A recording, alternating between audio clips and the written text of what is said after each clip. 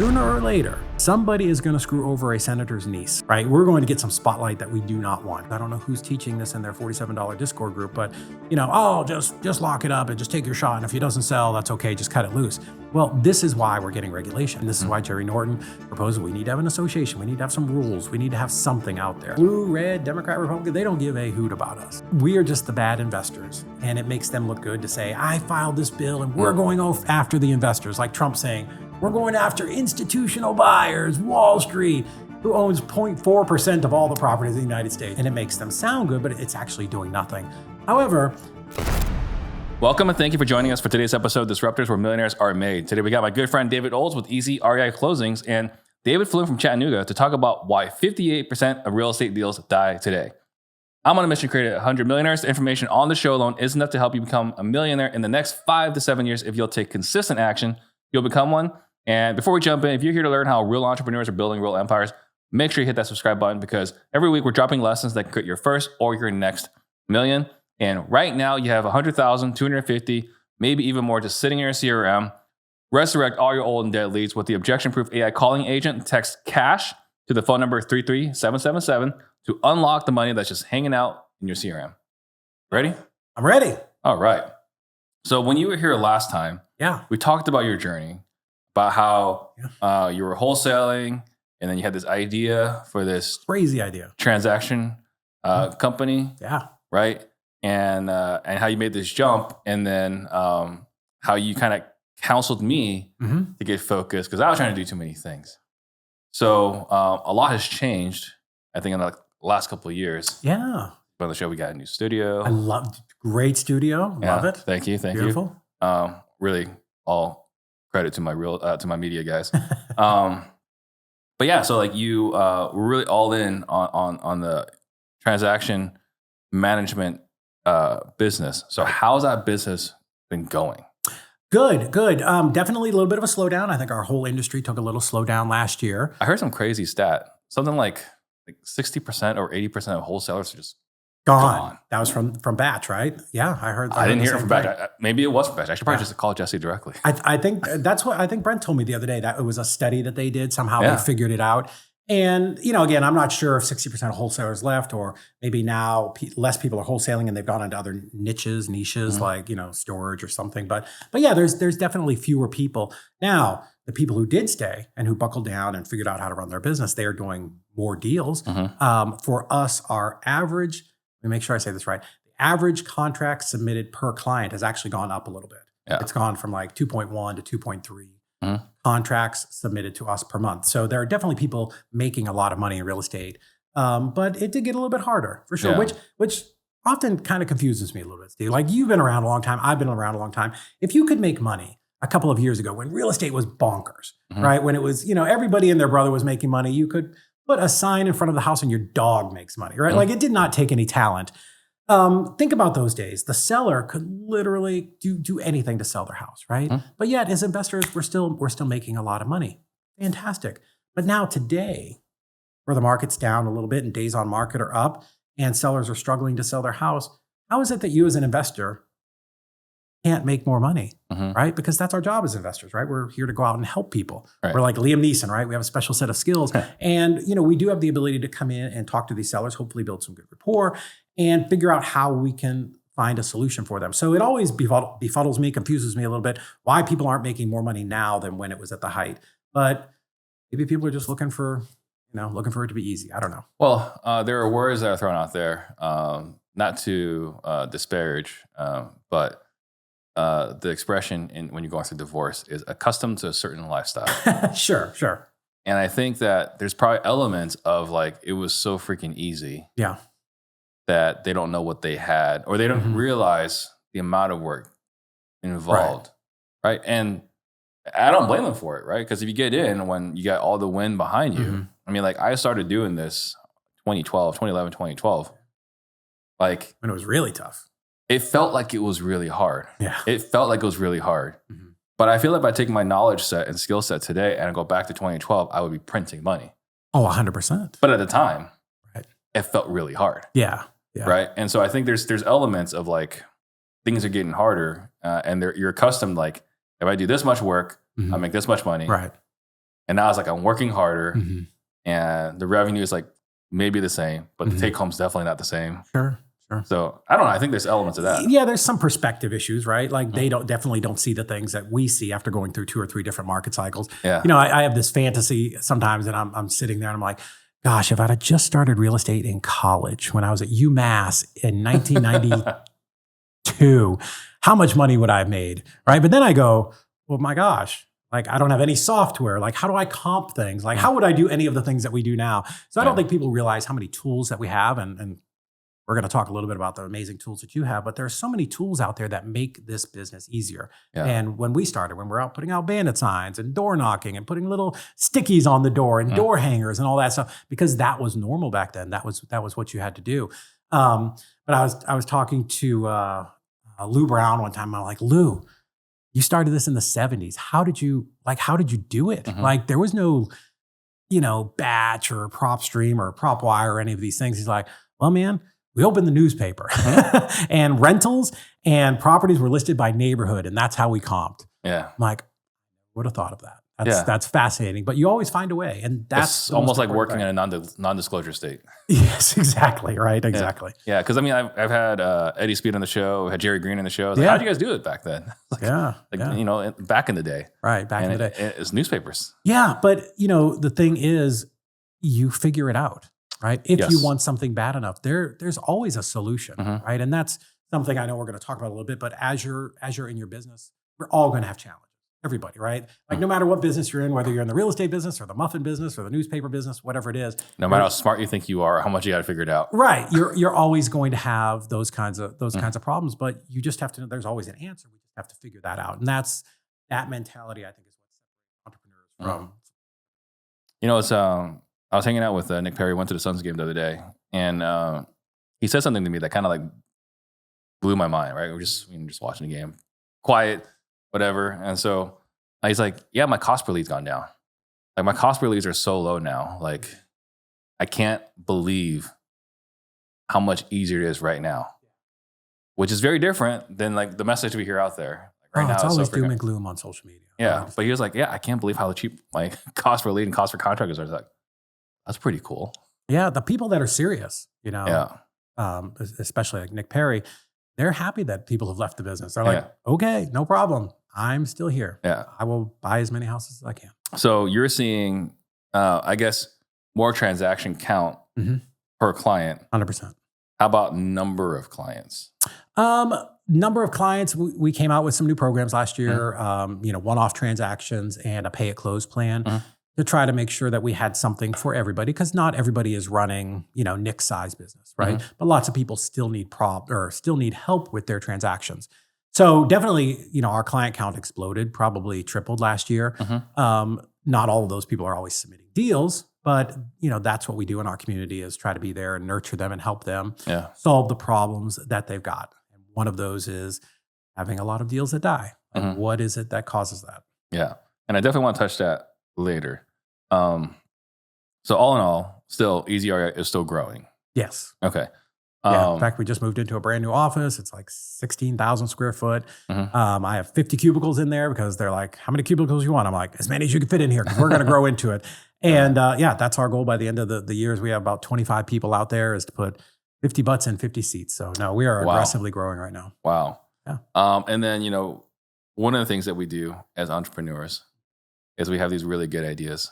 So many. Like we're laying in bed, we're in the shower, we're driving down the road, and it's the greatest thing that's ever come across our mind. And so I'm at ClickFunnels. This is like, we're in Family Mastermind. There's a ClickFunnels. It's like the week after. So I go to both. Yeah. And I go to ClickFunnels, and I'm talking to these guys, and they're like, oh, you're a sales trainer. Like, we don't need sales training, but you know what we need? Like, what do you need? It's like, we need a sales floor. We need a sales floor. Tell me more about that. And they're like, well, like there's only a handful of sales guys out there. Right. There are also sales trainers, and a different arm that you don't really hear about as much is they also run a sales floor. They will tell me more about that, right? And they explained it to me, the model, the compensation, this and that. I was like, that sounds pretty cool. Great. Right? Particularly marketing agencies.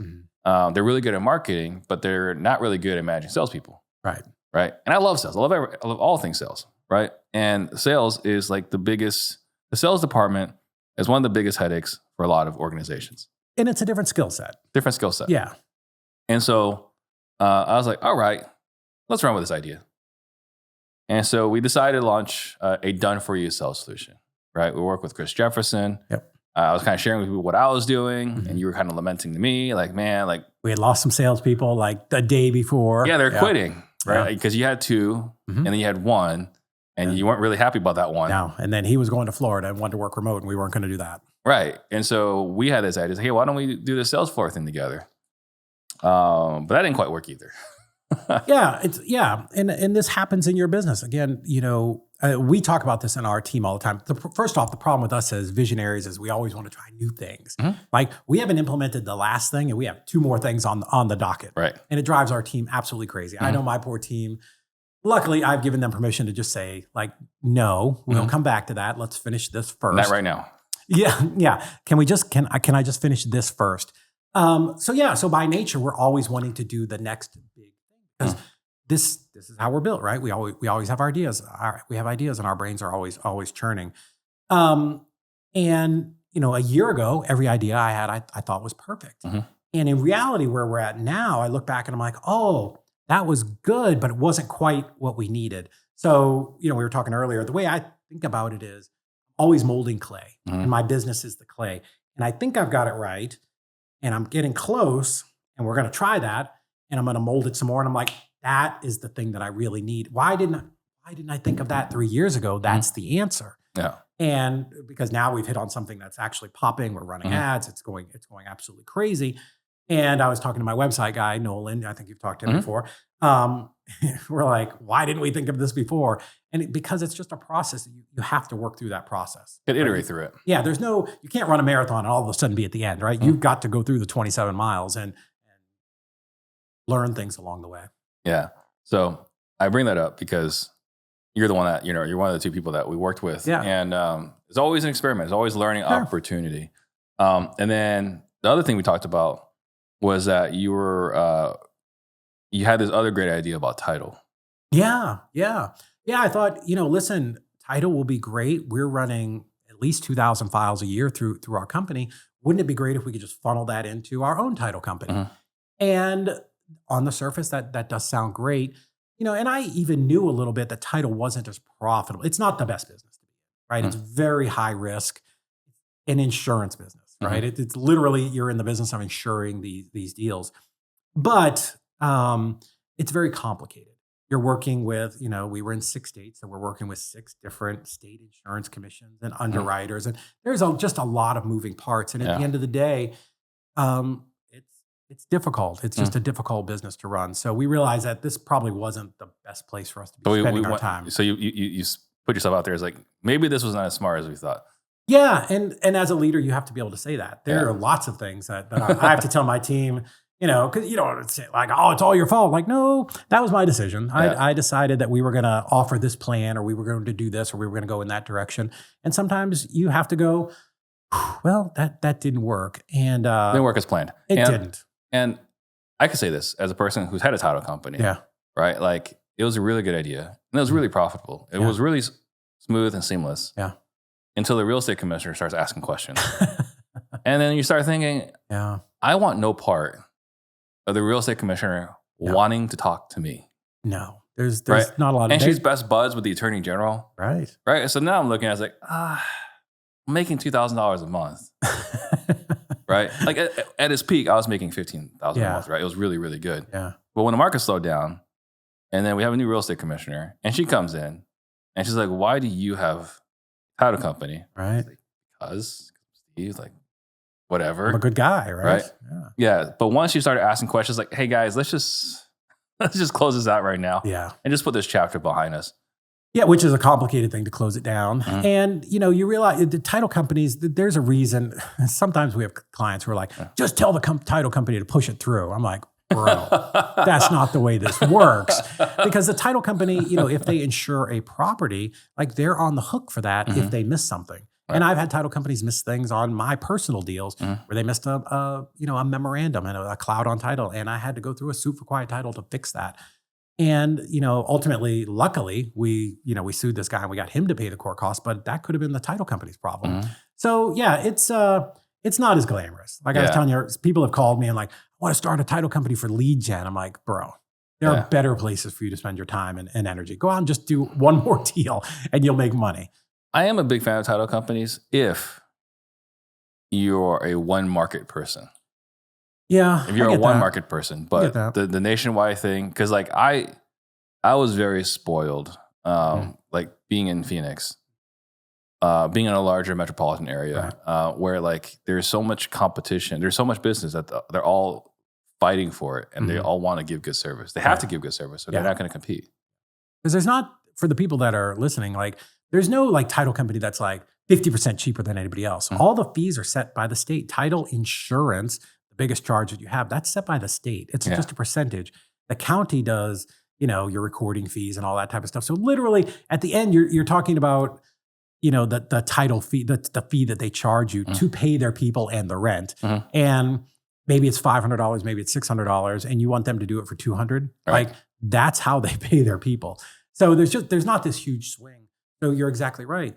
What you're looking for, what the real question you should be asking with a title company is, are they good? How quick can they get this done? And, is it going to be, the paperwork going to be right? And that's what I figured out when we went to Albuquerque, New Mexico, and we went to Oklahoma City. Right. They do not operate with the same sense of urgency. No. Because there's not that much competition. Right. So I got so spoiled by the quality of title and escrow in Phoenix, where like I can clear title in 24 hours. Yeah. That is not a concept in those other states. No, it's not. And for us, with over 600 clients, and we've done thousands and thousands of transactions, one of the hardest things for us was finding title companies nationwide. I had this fantasy at the very beginning, like when we first started the company, like, oh, I'm just going to get one of these nationwide title companies, which there are no nationwide title companies. None of them. Not one, not even First American is licensed in every single state. So, if somebody says they're a nationwide title company, what they're doing is they're partnering with somebody else. So that person is going to charge you, and then these people are going to put their money on top, and you're going to have these outrageous fees. But my fantasy was, I'm going to have this one place. I'm going to send all my deals over there. We're all going to be rich, and it's going to be fantastic. Yeah. And we broke them, like 3 of them. Yeah. So we have almost 800 partner title companies across the country that we funnel our clients' transactions to. So if you suck, we are not sending you any more deals. If you're, it's important for us to make sure in every state I have somebody that'll do an assignment. Just because they'll do an assignment doesn't mean they'll do an ovation or a sub-2 or an FHA sub-2. So that's why you end up with we went through that whole deal with installment method. I was like, David, I need an installment method attorney in Texas. That was a complete... They don't want to do it that way. They just will not do it that way. Let's see. Hang on 1 second. Hey, Manny, can you turn the AC on? This is not an interrogation yet. All right. Let's see here. So, thank you. I can hear that. It already sounds great. So, again, like one of the things that you kind of counsel me through, because like people ask me, I was actually talking to someone the other day who has a lot of things going on. And he asked me like, how hard was it? Oh, I know what it was. He has his business where he helps the government unload their properties. Great setup for him, right? Infinite source of leads. Nationwide, yeah, he's doing pretty good. He also has a real estate team. He's like, and he has property management. He's like, if you look at these 3 sources, one of them brings in the least amount of profit, take home, but it's also the biggest source of headache. Like, how hard was it to shut down? I was like, well, like, it was really easy. Like, you just like dissolved the LLC. That part's easy. The identity part was hard. And so I remember because like Jason Medley was in my ear pushing and pushing and pushing. And I was like, all right, let me talk to David. Right? Because he stopped his wholesaling company. I remember where I was when you called me. I'm like, I saw your name. I'm like, oh, what have I done wrong? So I called you. I was like, hey, like here's what's going through my mind. Like I can't build this sales training organization to the level I want it to be if I continue wholesaling. How hard was this for you? And you're like, it was really hard. You walked me through it. Oh. Right? Was literally my identity. I still feel like I'm a wholesaler. When I'm driving down the road and I see a boarded up house or something, like I feel like my car pulls to the right because I want to go in there. I joke all the time that I'm an old school knuckle dragging wholesaler. But and this kind of goes to the bigger picture for people who are entrepreneurs, is what made us successful in our wholesaling business is we were in our lane and we stayed in our lane, right? When we ran Nationwide Property Liquidators and we were at one point in 114 markets, the reason that we were successful is because we only wholesaled, right? We weren't fooling around with novations at the time. We weren't, we weren't doing storage units. I wasn't buying multifamilies to start managing because all of those are distractions, right? And you've only got so much brain power. I don't care who says they're ADHD and they can do 5 things at once. Your brain cannot. You just can't. You can only have one thought at a time. So, instead of trying to train our team to do 14 different deal types, right? Oh, we're going to start at wholesale. And if it doesn't go there, we're going to do novation. If it doesn't go there, then we're going to ask them a bunch of questions. If they own it free and clear, we're going to do owner financing. And then it's going to go to sub 2, and installment method. And we're going to do all these things. Like your team is not going to do that. They're unfortunately always going to fall to the lowest level, which is what's the easiest thing to get this contract signed? Yeah. They're going to go to novation because they can give them the highest number, right? But is that always going to work? Maybe, maybe not. But yeah, so we very much stayed in our lane and made sure that we did one thing, and for us, we wanted to do it better than anybody else. And I think you have to achieve that, and then you could start to layer on some other things, right? And hopefully, there are things that kind of run parallel to what you're doing. Yeah, but since then, you've gone back to now helping people move their deals.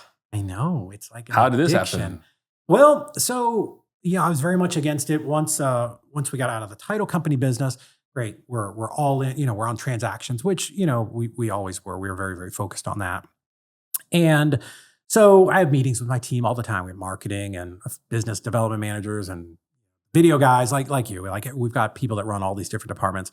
And the sales team was in the office one day, and we were talking, and I said, okay, hey, what objections are you getting from people who call in? What questions do they have? Like, just give me as much feedback as you can, because we can take that and put it into our marketing.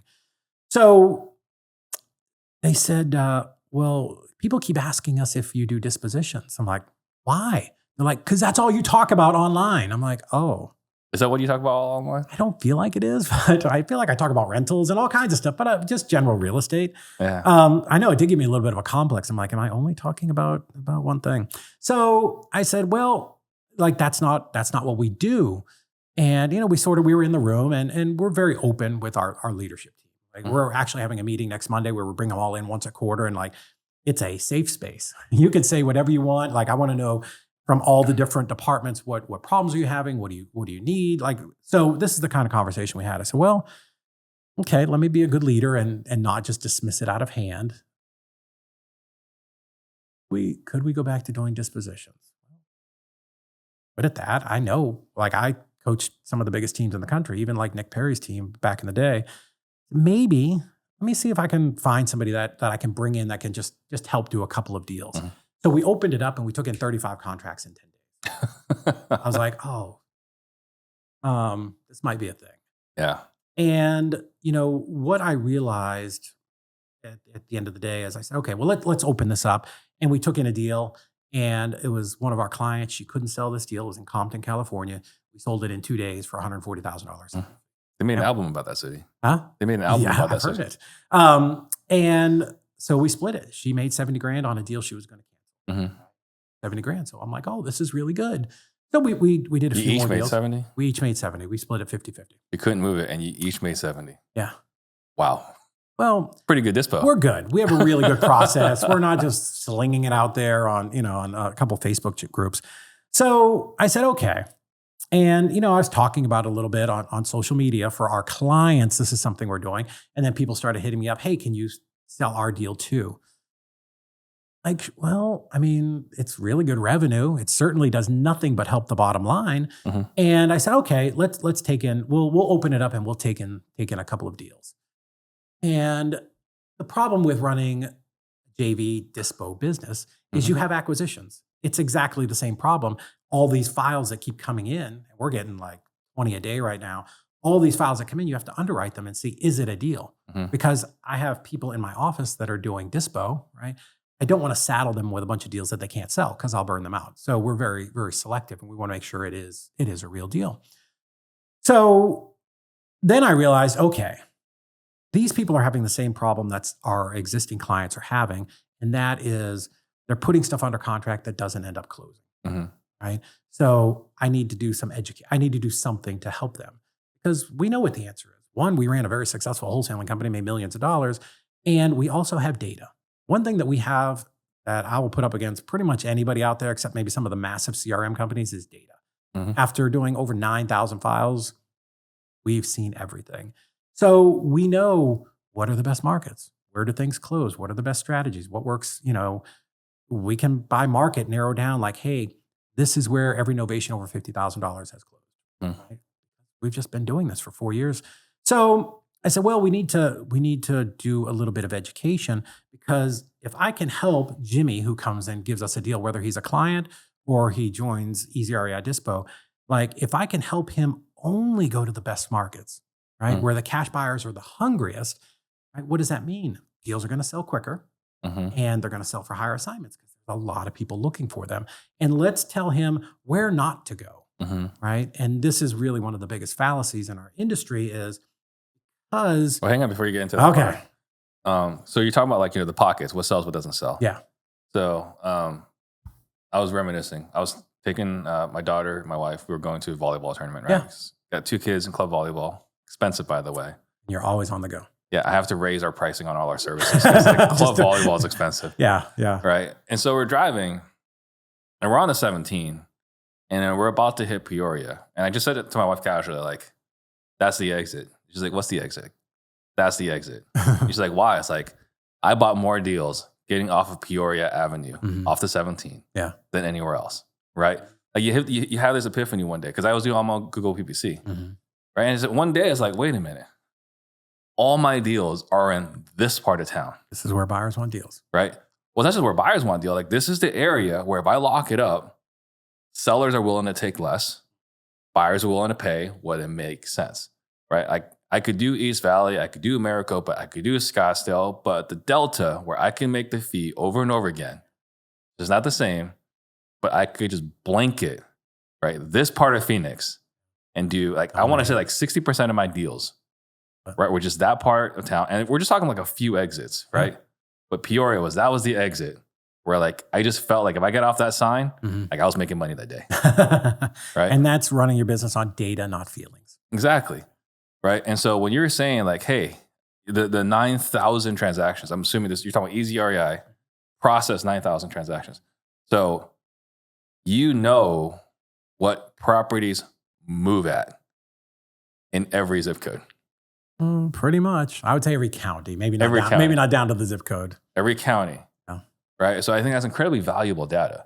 Yes. So, like, the nationwide wholesale and the underwriting. Yeah. You got all sorts of challenges. Because, like, when I was doing nationwide wholesaling, just for a bit,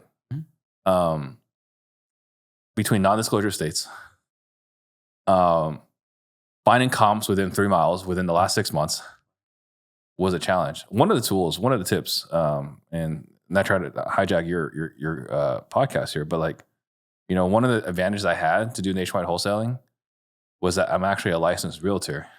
I think that helps some. Well, being a licensed realtor, I have access to NAR/RPR, which is a data source that you can't get if you're not a licensed realtor. I get it, but what that doesn't give you is cash transactions that happened outside of MLS. I don't think. Pretty sure it did. Really? Yeah. Now, in a disclosure state, it will, but in a non-disclosure state, I don't think you'd get it. I still remember, like, when we were doing, like, Closers Olympics when I was a judge and we had to, like, comp it real quick. Yeah. I was pulling stuff way faster with NAR/RPR than the other guys were pulling with PropStream. But anyway. But yeah, I agree. For me, when we ran, and we were in 114 markets, I found that the northern markets, kind of the top part of the country, very slow. Great place to be a landlord, not a great place to be a wholesaler, right? And those things are different. And I think people have to understand that. So I wanted to be kind of Sunbelt South, right? Like, we kind of went up the coast a little bit, maybe New Jersey, and the West Coast is always great. You can get high assignment fees. But I wanted to be under that kind of the smiley face across the top of the country, right? Actually, imagine this map in your office. I'll send it to you, but I don't think you could post it because it says F this. Because I was so mad one day. I'm like, no more deals up here. We're done. Tired of spending money. So then, we look at what's below the line, and we pulled this off InvestorLift, which has amazing data, right? And I'm like, well, I don't want to be in non-disclosure states because what that means is, as a wholesaler, I want to see what cash buyers are paying. Right? That makes sense. It's like the teacher's edition for the book, right? If I know what cash buyers are paying, then I know what to offer. I want to go 20 grand less, and that's my offer. It's very simple. I can train anybody in my office in like 3 days to come in and do this. So cool. So I'm below the line. I'm knocking out whatever's left of the 13 non-disclosure states, other than Texas. You got to be in Texas because it's like its own country, right? There's too much activity. So we make an exception for that, but all the rest of them are done. And then I'm still left with 20 or 25 states. Like there's plenty of places to go do business, right? And then I'm just going to take those and I'm going to run some data on cash buyers and I'm going to rank them top to bottom. And I'm just going to go where there's the most number of cash buyers and there's the highest volume of transactions. It's not complicated. It's not that different than the model when we had the hedge funds buying. Well, so here's what happened. When I first went to PPC, and because we started with Brent Daniels, we were on Talk to People. So hang on before that. I mean, what I meant by that was that where they're paying the most. Sure. You know where the volume is. You know where they're paying the most. Let's just mark it there. If you're a real estate investor with a sales team and you're stuck babysitting reps instead of growing your business, this is for you. Right now, your reps are burning through your expensive leads like they're practice dummies. They're making costly mistakes you won't catch for weeks, and 70% of your potential revenue is walking to competitors because of inconsistent follow-up. That's why over 130 operators are now using objectionproof.ai to automatically review every single call within minutes, train reps with AI roleplay sessions, and never miss another follow-up. Stop watching your competitors pull ahead while you're trapped doing manager work. Click the link in the description and book a call with my team to see how we can help you install a self-managing sales team this week. Okay, so you disagree, so go ahead. A little bit. A little bit. Please. Well, please. I went to, I did exactly what you're saying. I went to all of the top, all their websites and where were they buying? And I ended up in Buffalo. Like one of them, I don't remember which one is buying in Buffalo. Well, the lake is here. Buffalo sits right on the edge, which by the way, it's the coldest place. And I went there once for a Patriots game. And it was horrible in like December 29th.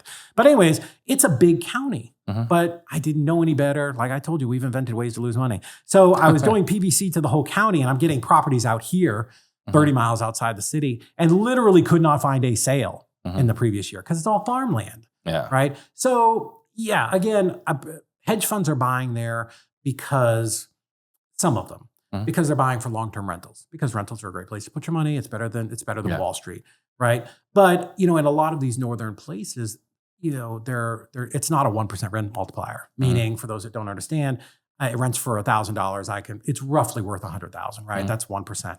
Up here, it's a 2%. They're buying for $50,000 and it's renting for $1,000.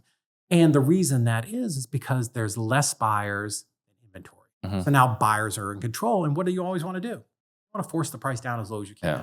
So when you get into a market like that as a wholesaler where I'm working virtually and maybe I'm not as familiar with everything that's going on is, well, if they're buying it for 50 and I want to make 20, 30, and that's hard, right? So why wouldn't I just go to Jacksonville, right? Where I can make 20 and 25 all day long. Meaning if I'm working virtual, just pick the markets where I can make more money and I don't have to work hard, right? Work smart, not hard. That's what my dad taught me. Yeah. All right. So now you're counseling your clients.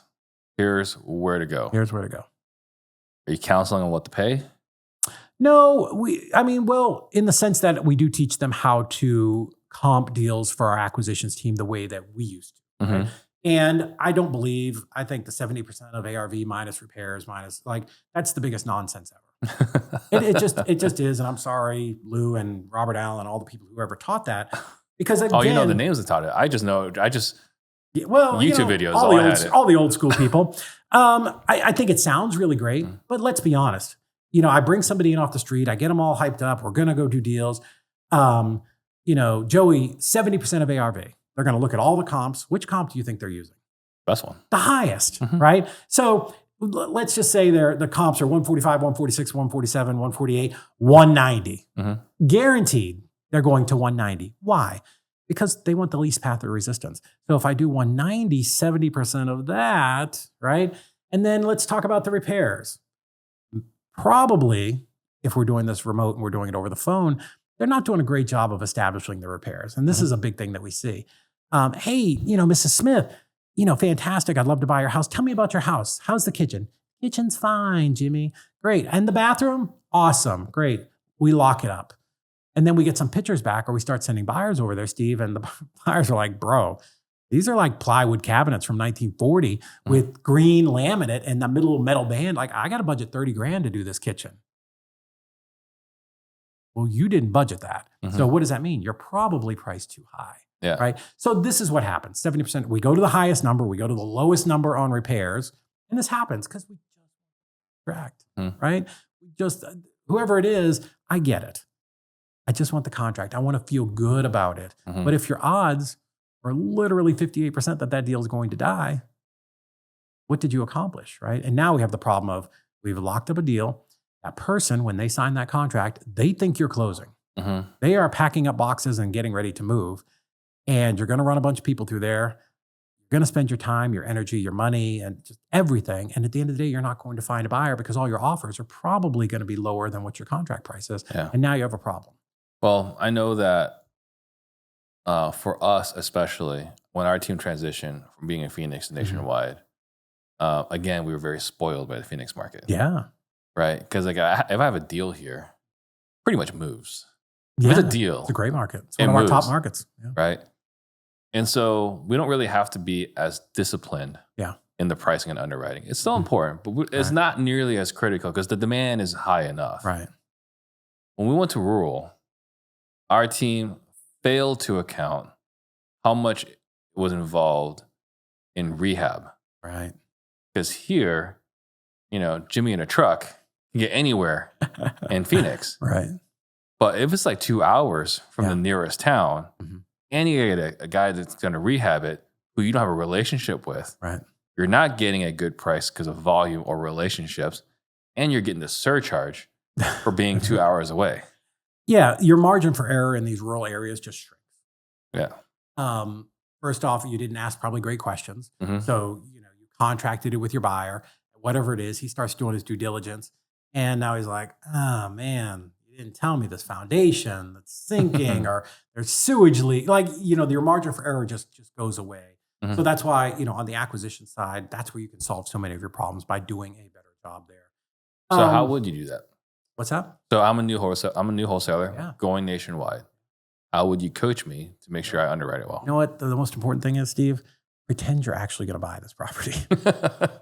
I don't want it to be super complicated here, but pretend it's your $200,000. Just pretend. I get it. You may not have $200,000, but pretend. I promise you, you go in with that mentality, you're going to ask a lot better questions. Hey, Miss, do you have a smartphone? Would you mind taking some pictures for me so that I can look at this and make sure I'm giving you the highest possible price? I was buying a sight unseen. I want to know. What would you want to know, right? Do not be in, and that's a different mindset. Those are two different tracks, right? I just want the contract so I can ring the bell, hit the gong, right? Order the jet, I'm going to be rich. And, oh, wait, I'm actually going to wire $200,000, right? Let's put ourselves in the buyer's frame of mind. What is our buyer going to want to know? But even beyond that, to get, and I know we didn't want to go down this road, but your acquisitions, you will close far more deals if when you're contracting this property, before you contract it, you understand how the buyer makes money, right? So, and this is something when I was running around the country teaching all the teams, when that was the thing that I coached, is I would first sit down with the acquisition. Right? Let me talk to you and what is your process? Oh, well, this guy right up the road here told me that if I just contract between 48 and 52% of Zillow, I'm going to be right 70% of the time. Okay. Or you could just ask the seller, some good questions and figure out, oh, this property, the seller's moving out and it needs a full rehab. So who's my buyer? A rehabber. Well, let's evaluate it that way. Or I ask a question, hey, Steve, tell me about the house. And you're like, oh, it has a tenant in it. Fantastic. How long is left on the lease? Oh, 8 months. Well, now I need to know what landlords are paying, right? Like that's a completely different tract. Or, oh, it's raw land or it's a house that needs to be torn down. Well, great. Now I need to evaluate this based on the value of the land. Right? And that's pretty simple. I'm just going to go search for new builds within a half of a mile. And I'm going to just look back in the property records a little bit and see what they all paid for the land. The data is there. This is not complicated. Yeah. It just takes a couple of extra steps. And what this will do is shoot your conversion and your close rate up. Kind of sounds like we need to learn how to underwrite deals. Yeah. You can't do it with Zillow. Zillow's not going to give you this kind of information. Zillow's not going to give this information. But are you having the acquisition people learn how to underwrite multiple exit strategies? Well, no. For me, wholesale. We're doing wholesale. We're going to do one thing. Well, I mean, exit strategy, poor choice of words. Learn how to underwrite if this is going to be a flipper, buy and hold, or someone's going to build from scratch.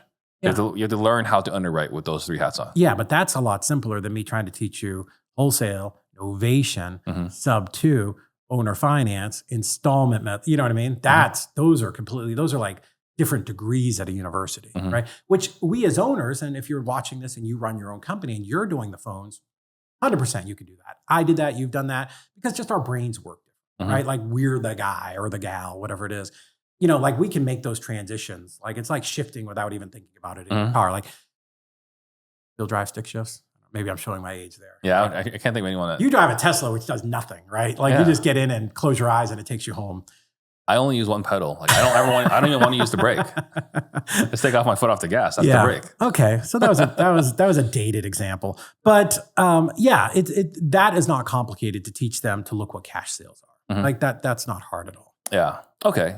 So you go straight to the acquisition, teach them how to underwrite. It's not the dispo having the relationships. You don't start with the dispo. We always start with the end in mind, right? So if we understand at the very beginning what happens to this property, let me ask you this. We're at the end of our deal, right? Put it under contract. I sold it. I've done all the things. At the end of the day, we get paid, right? Well, who pays us? Who pays the title company? Well, who pays the title company is really the right question, right? The buyer. Yeah. Cool. Well, that deal does not stop and exist just because we got paid and we walk away. That deal has a whole nother life cycle. Awesome. Now it's your buyer's problem. If they are not going to make money on this, or they can't see how they're going to make money on this, well, they're not going to wire you the title company $200,000, right? So this is the part of the deal that you really need to be looking at. How will my buyer make money? Is it an Airbnb? Is it pad splitting? Is it a rehab? Is it a student house? Like, how can they make that deal work? And this kind of goes into a little bit of your disposition marketing. And I know we're all over the map with this conversation, but if acquisitions can understand what happens here, your likelihood just goes through the roof because they will price it correctly. Or at least you have a shot of pricing it. Yeah. Well, and maybe I'm overcomplicating it. Like seeing something like some of the most successful organizations, like the bigger operation, we're talking about high volume. You get acquisitions, you get dispositions, and you have an underwriter, right? And then like high volume teams, like I think once a month, everyone's in the same room, underwriting deals together. Because what happens a lot of time, acquisition is an overly optimistic underwriter. Again, 190 ARV, 15,000 in repairs, which you can't do countertops and carpet anymore. 15, but yeah. But the disposition is like, why the hell would you put this on my desk, right? And now I'm going to be the jerk. I'm going to push it out to my relationships, and they're going to think, oh, this guy doesn't know how to underwrite, and he only sends me bad deals. So, which I think goes back to kind of what you're talking about in regards to why deals die. So 58%, it's a pretty hard number. This you didn't pull this out of the... No. It's like, it's about 58% of deals. It's 50. What is that number? Where did it come from? Yeah, so and that's my COO, Heather. She does all of the hard stuff, all the complicated things. She's the smart one. Let's be honest. Let's be honest. It is not me. I'm the guy who shows up with some bad dad jokes. But yeah, 58%, if you contract a property in a rural area, 58% it's going to fail. A couple of different reasons. One, who's my buyer? Property is 2 hours from any place. And let's just be extreme and say it's a town of 2,000 people. Okay, cool. I don't care which one of these 3 things it was. Rehab, awesome. Okay. I could get this thing for 30 cents on the dollar. Like that's a win, right? We're all going to say that's a win. But who's going to buy it? Who's going to buy this property, hold it, pay hard money or put up their own money, and then sink another 40, 50, 60, whatever it is, into that property? How long is it going to take for that person to sell this deal in that town of 2,000 people? Because who's moving there? Not anybody, really. Nobody. Yeah. So why would he do that? Mhm. Why is that the best place for him to invest his $200,000? This is not a hobby. He's doing it to make money. Okay, there's a tenant occupied property. Different guy. Okay, why am I going to buy this property? Mhm. And who am I going to rent it to if it goes vacant? If it's not already vacant? It's a town of 2,000 people. Mhm.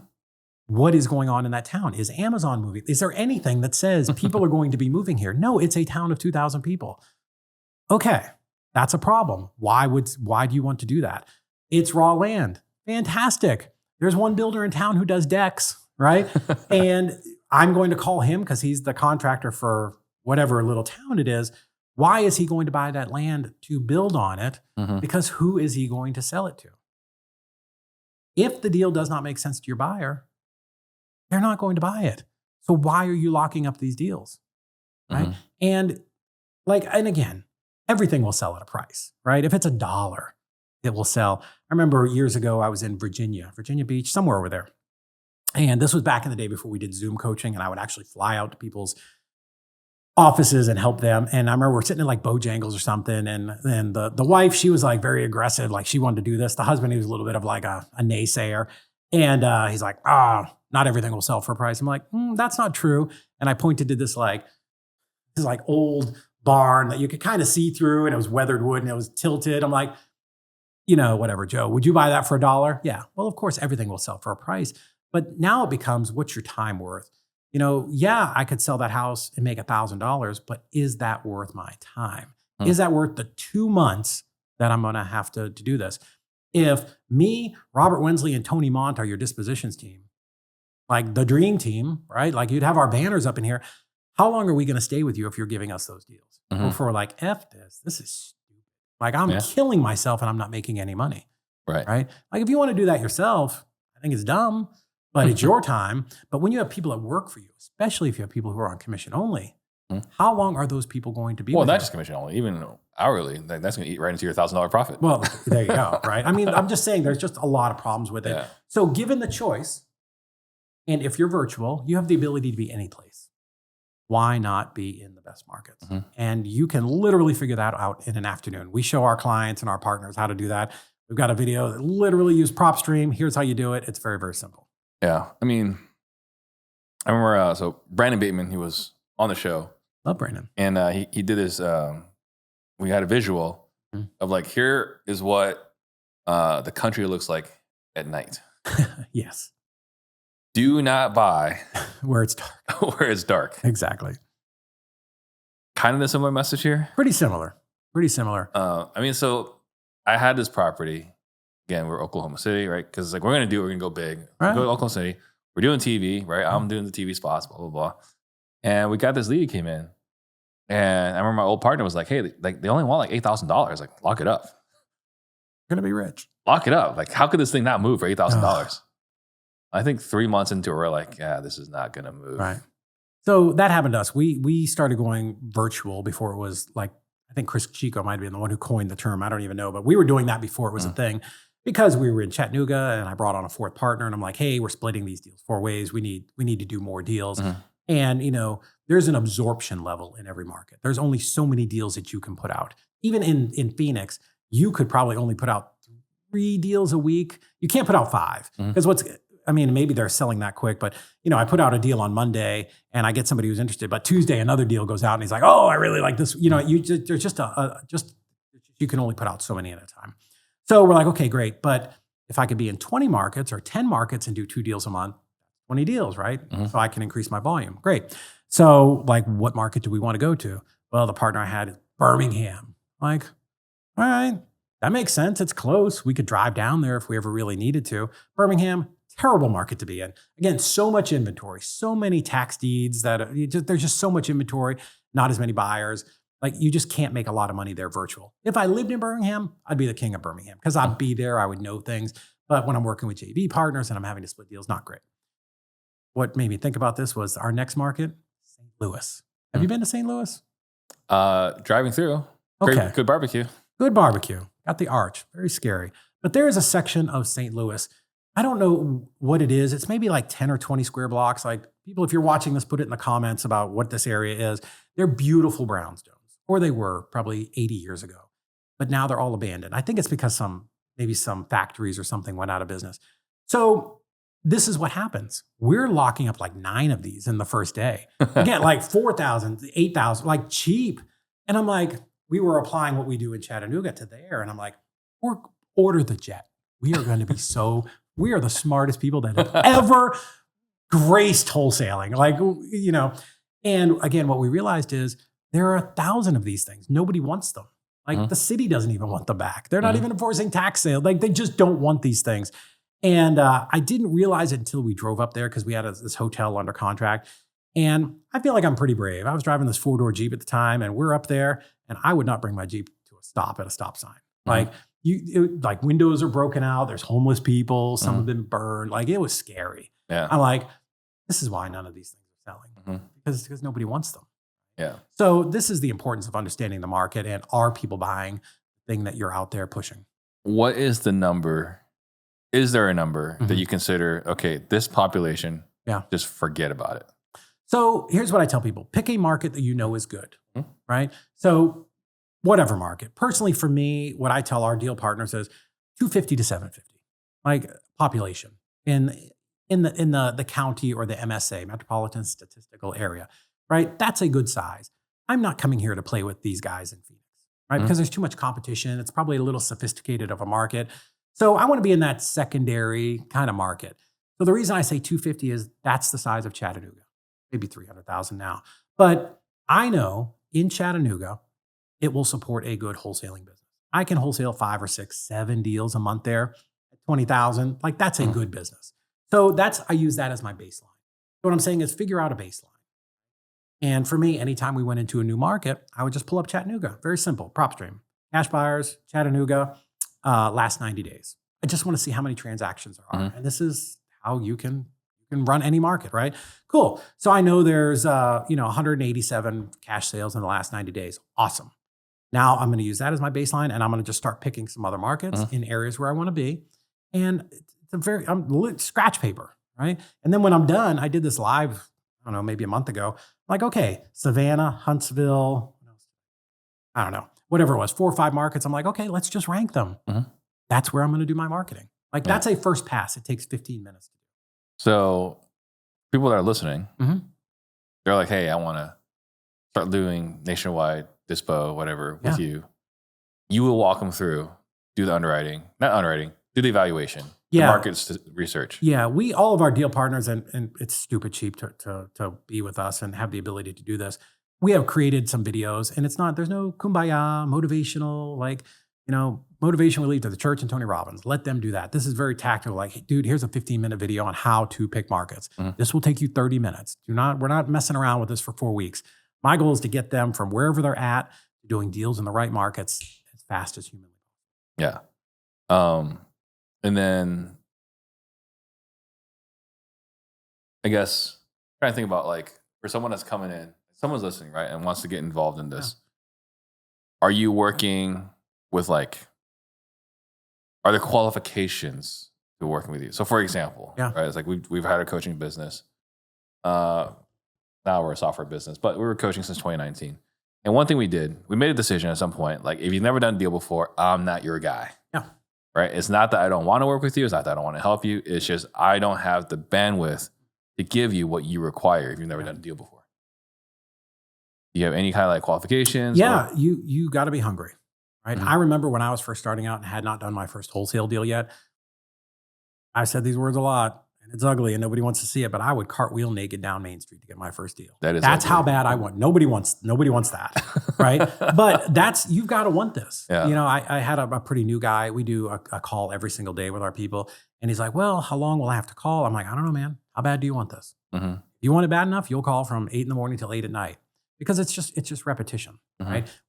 It's not rocket science. Nothing we are doing is we can explain to any third grader on the sidewalk out there what we do. We buy low, we sell high. This is not complicated. People make it a little squirrely. But how do we compress time? Well, you have to put in the reps. So what is there, like 5,000 something feet in a mile? I could walk one foot a day, or I could walk 1,000 feet a day, or I could do it all in one day, right? So what you think you can accomplish in a year, you can accomplish in a month, 2 months. Just how hard are you willing to work? And, as RJ says, put the blinders on and hedgehog and just put your head down and go do it. So that's really the question. So yeah, to me, I don't care.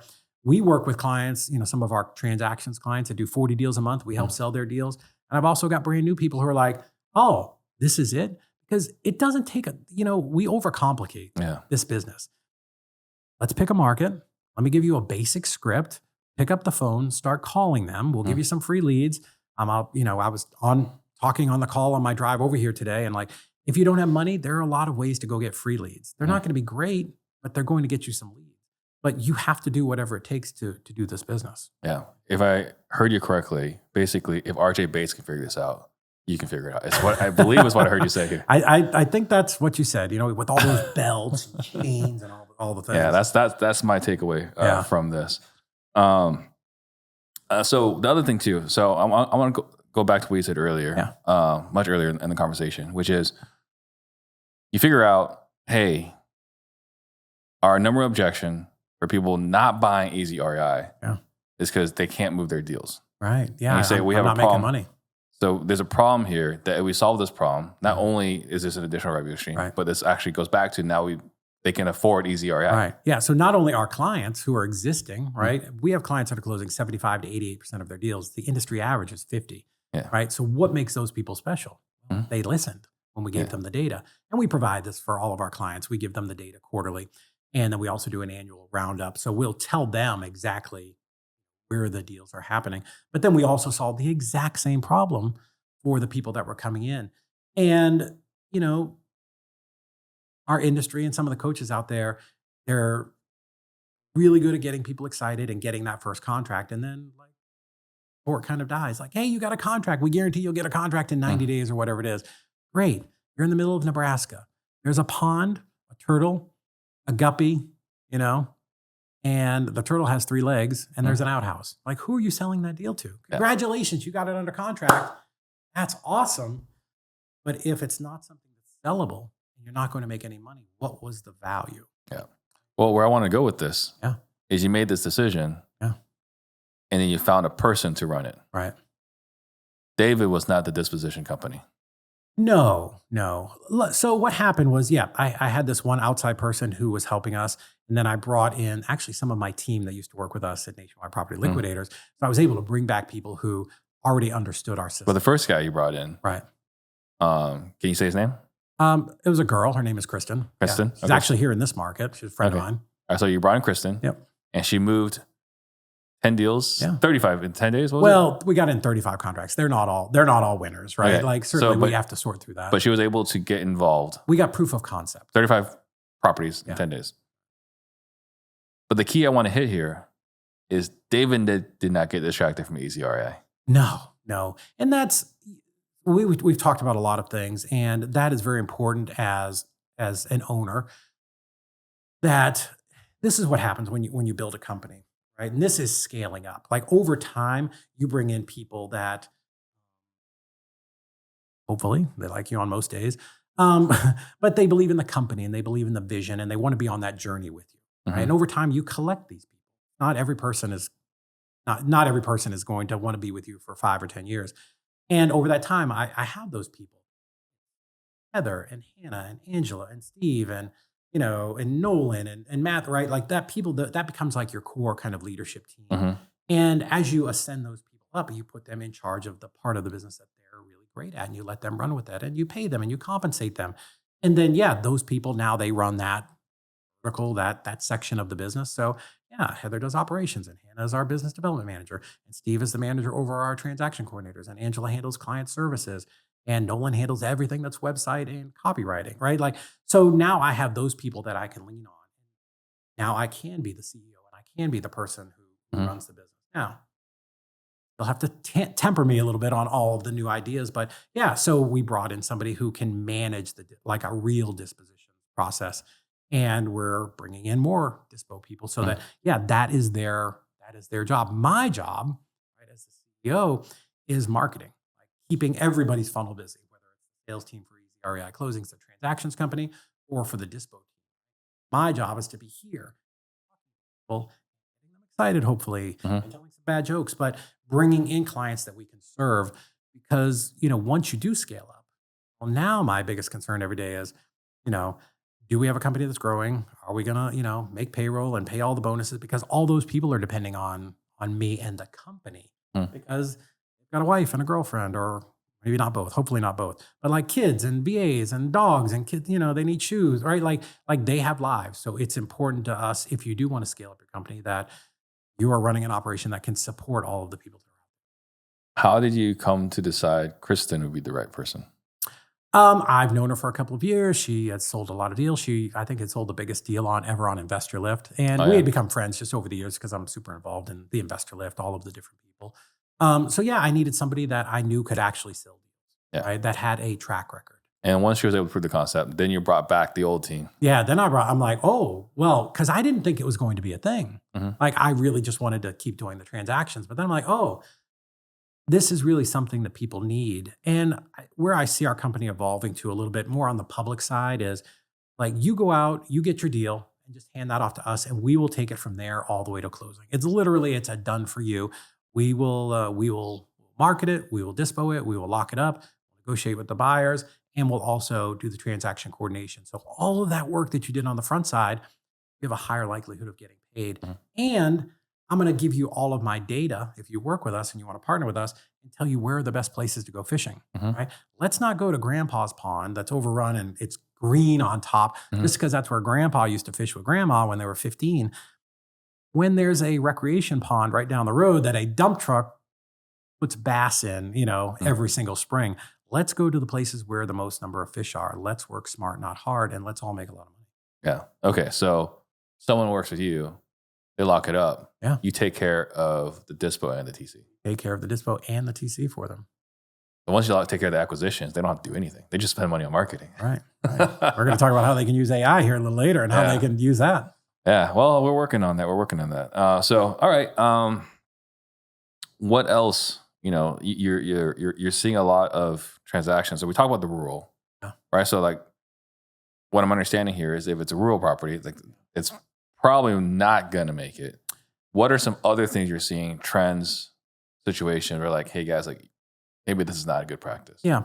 So one of the things that we saw last year was a little bit of shift in the deal type mix. In 2024, it was pretty even. About 40% of our files were novation, 40% were wholesale. Well, that shifted last year, which actually really surprised me with all the attention novations. I think, I'm doing this off the top of my head, I think wholesale went up to 56 and novations dropped into the high 30s. So that was surprising. That was surprising that novations dropped down a little bit. And I don't know if that's because of retail market and interest rates. Not really sure. Yeah. But yeah, there was definitely that shift. And then, that last 15 or 20%, that stayed pretty steady with subject to and creative deals. Yeah. Well, I can tell you, just the people I've heard stop doing novations, the reason why is that it's a lot of work and there's still no guarantees. No, there's no guarantee. But that was the reason why. It's like, because it was like, well, if we do this extra work, then it's worth it, right? When it closes. But there was a lot of, like, we did all this extra work, but this market's really difficult. So we did all this extra work for nothing. Well, one, novations, you can definitely make higher spreads, but they're the easiest to screw up. Because now we're working with a retail agent and a retail buyer and a mortgage company. We're adding a lot of complications in. And this is why you need a transaction coordinator, because if the wrong files go to the wrong place.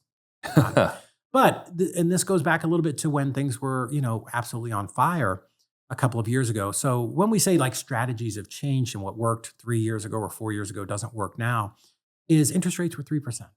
You could go contract that property in the town of 2,000 people because buyers were buying everything, right? It was the reverse. There were more buyers and lower inventory. So they were searching out further than they normally would. And they didn't care about buying this out here. Yeah, it's 2 hours away, but it's going to sell. And I'm locking it up today and it's worth 300, but in 90 days, it's going to be worth 340, right? Or 320, right? Maybe I'm exaggerating, but they were making money through just dumb luck appreciation.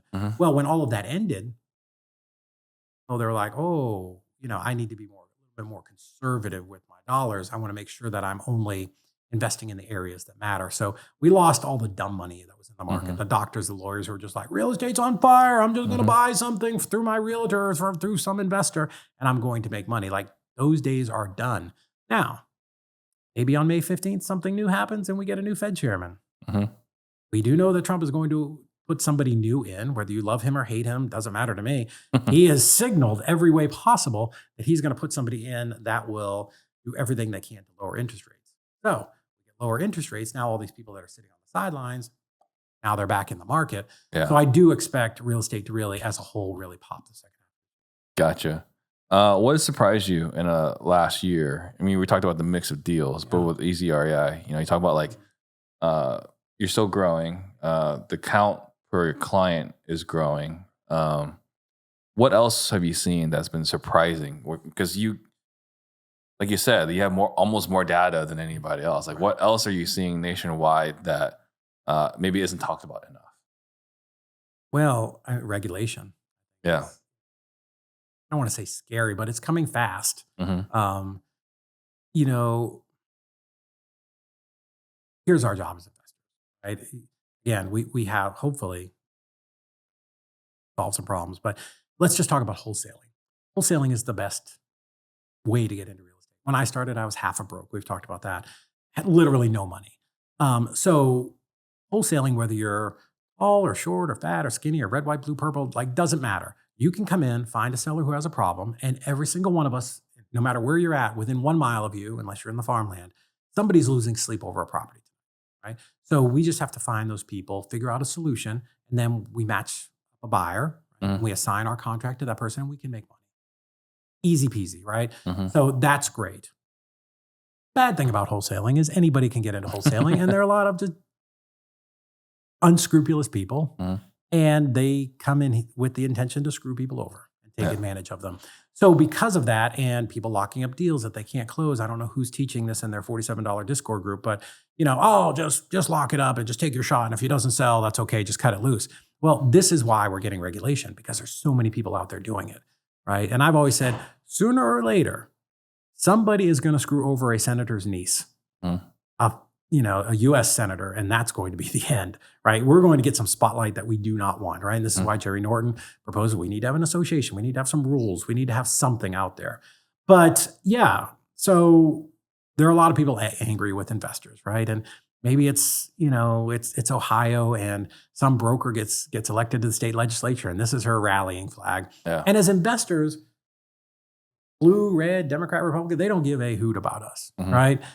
We are just the bad investors, and it makes them look good to say, I filed this bill and we're going after the investors, like Trump saying, we're going after institutional buyers, Wall Street, who owns 0.4% of all the properties in the United States. Great talking point. It's a great talking point, and it makes them sound good, but it's actually doing nothing. However, some of these states have enacted some laws that are challenging for us. And can they do away with wholesaling? No.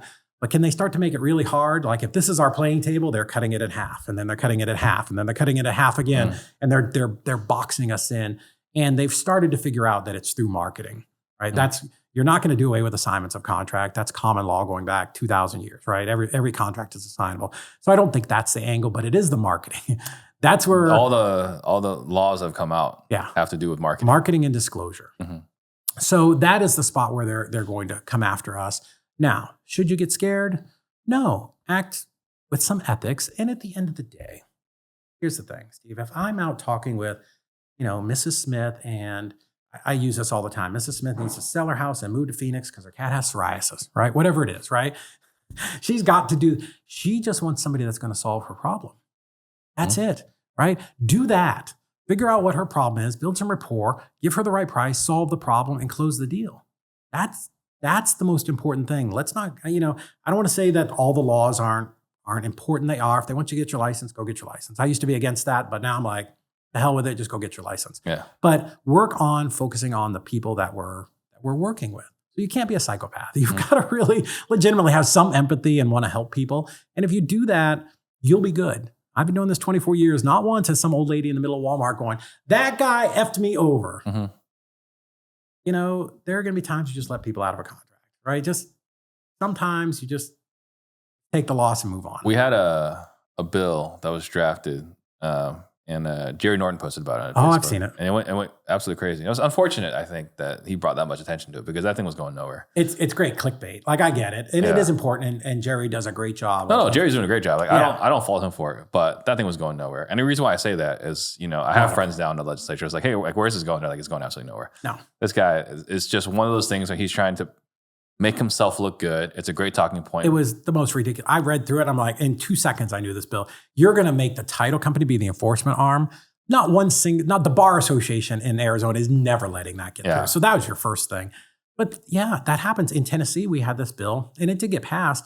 And a friend of mine, talked to the guy who wrote the bill, and like he was having a conversation, and like he didn't understand what it was, that the reality of what this bill was, right? Well, I think that's all of them. I think if we could just have like the lowest bar, like the ones that can't read good, go work in government, go work in the state Congress, and then eventually graduate to federal.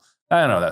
I don't want to get too political here. No. So, but yeah, I mean, I think this is really useful information. Again, like for people that are listening that are doing deals nationwide, locally, whatever. There's a lot of good information here about how you can move their deals. Because before it was just, let's take care of your TC work, buy back your time, right? Focus on the things that are revenue generating, right? And now you're saying buy back even more of your time. Well, we realized in that that chain where we took over, there were still problems in front of it, right? So I think I probably said this last time. When we started this transactions company, EzREIClosings, Heather and I sat there and we were like, oh, well, here's what we're going to do. And I thought, isn't it enough that we're the greatest transaction coordinators that have ever walked the face of the earth, right? Like, isn't that enough? And no, that's just one problem that clients have, right? They have a variety of problems. Maybe it's sales, maybe it's CRM, maybe it's PPC, and we need to send them to Brent Daniels, right? Or they need a good CRM. We're going to send them over to Jerry Norton, a prop stream, right? They have other problems. So how do we help them kind of plug as many of those holes as we possibly can? And I think that's what most coaches should be doing out there, right? I think it's great that you have this system that you teach, but people have other issues, right? So we need to be able to look at that almost on a client by client basis and say, okay, this is what we have somebody, this is her whole job, is to talk to every client once a month. Hey, what's going on in your business? Where are you struggling? What can we help you with? Because if I can help them shore up that part of the business, well, then they're going to stay with us longer. That's good for them. That's good for us. It's good for the industry. Yeah. And we hire that role as well. Yes. Oh, yes. Yeah. So, all right, perfect. Anything we didn't talk about that we want to make sure we mention? I feel like we've said it all. All right, perfect. Well, it was great catching up. Thank you for coming back. Thank you for having sharing. me. Yeah, of course. And again, it's really fruitful information. I think that a lot of people definitely need to be paying attention to, especially if you're nationwide wholesaling. Just figure out where the buyers are. Yeah. Figure where property is moving. Thank you so much. Thanks, man. I appreciate you having me. Love the studio. Thank you. Thank you guys for watching. We'll see you guys next time. Shout out to Steve Train. Jump on the Steve Train.